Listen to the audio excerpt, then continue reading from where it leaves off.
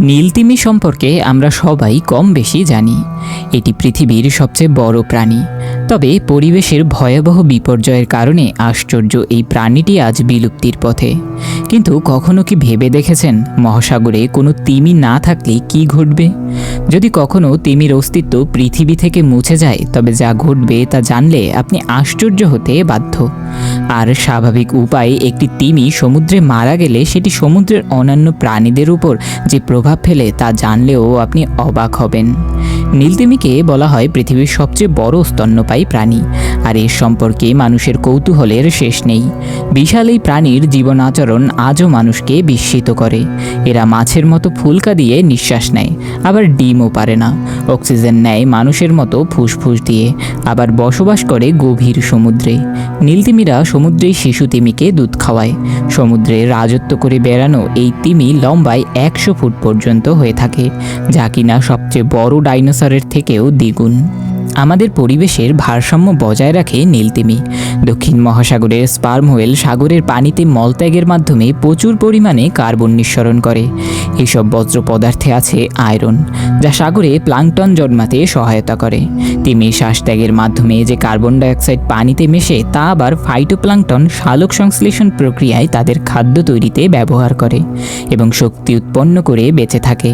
এই ফাইটোপ্লাঙ্কটন আবার সমুদ্রে থাকা অন্যান্য প্রাণীর খাদ্যের যোগান দেয়। গবেষণায় দেখা গেছে একটি স্পার্ম হোয়েল বছরে প্রায় 50 টন মল ত্যাগ করে। আবার একটি তিমি যে পরিমাণ কার্বন পরিবেশে ত্যাগ করে, তার দ্বিগুণ পরিমাণ কার্বন তার মল দ্বারা শোষিত হয়। 2010 সালের হিসাব অনুযায়ী দক্ষিণ মহাসাগরের তিমির সংখ্যা ছিল 12,000, যা প্রায় 4 লাখ টন কার্বন শোষণ করেছে। অন্যভাবে বলতে গেলে স্পার্ম হোয়েল তাদের অগোচরেই জলবায়ু পরিবর্তনের বিরুদ্ধে যুদ্ধ করে চলেছে প্রতিনিয়ত। প্রশান্ত মহাসাগরীয় অঞ্চলসমূহেও তিমি পর্যাপ্ত কার্বন শোষণ করে।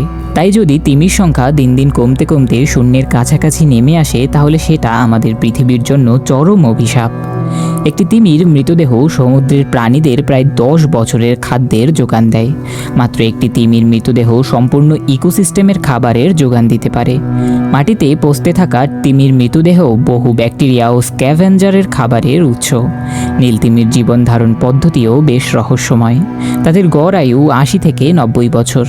এই পর্যন্ত সবচেয়ে বেশি বয়স্ক যে নীলতিমি খুঁজে পাওয়া গেছে, তার বয়স 110 বছর।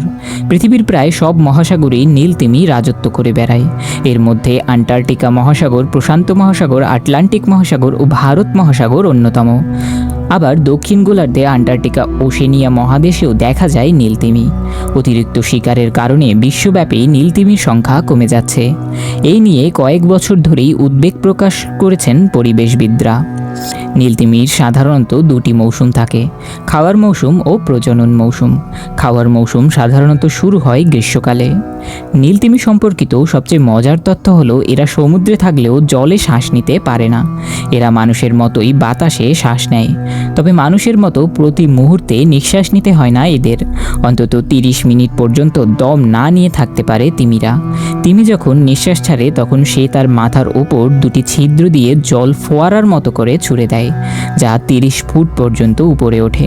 তিমির মাথার উপরের এই ছিদ্রটি এতটাই বড় যে তা দিয়ে একটি ডলফিনও প্রবেশ করতে পারে। আরেকটি মজার ব্যাপার হলো, রহস্যময় নীলতিমি অনেকটা জেগে থেকেই ঘুমায়। তারা পুরোপুরি ঘুমায় না। তাদের মস্তিষ্কের অর্ধেক অংশ ঘুমায়, বাকি অর্ধেক অংশ জেগে থাকে। কারণ হিসেবে মনে করা হয়, তিমি যদি ঘুমিয়ে পড়ে এবং সময় মতো না জাগে, তাহলে দম আটকে মারাও যেতে পারে। তাই তাদের অর্ধেক মস্তিষ্ক সব সময় জেগে থাকে, যাতে শ্বাস প্রশ্বাসের জন্য ঘুমের মধ্যেও ভেসে উঠতে পারে। 19 শতকের প্রথম দিকে প্রায় প্রত্যেক মহাসাগরে নীলতিমি দেখা যেত। 1 শতকের ব্যবধানে শিকারীদের উৎপাতে এই প্রাণীটি এখন বিলুপ্তির পথে। 1900 সালের দিকে নীলতিমির তেল সংগ্রহে মানুষের আগ্রহের কারণে বিপুল সংখ্যক নীলতিমি নিধন করা হয়। 1900 থেকে 1960 সাল পর্যন্ত 3,60,000 তিমি শিকারীদের হাতে মারা যায়। এরপর আন্তর্জাতিক তিমি কমিশন বাণিজ্যিকভাবে নীলতিমি শিকারে নিষেধাজ্ঞা জারি করে।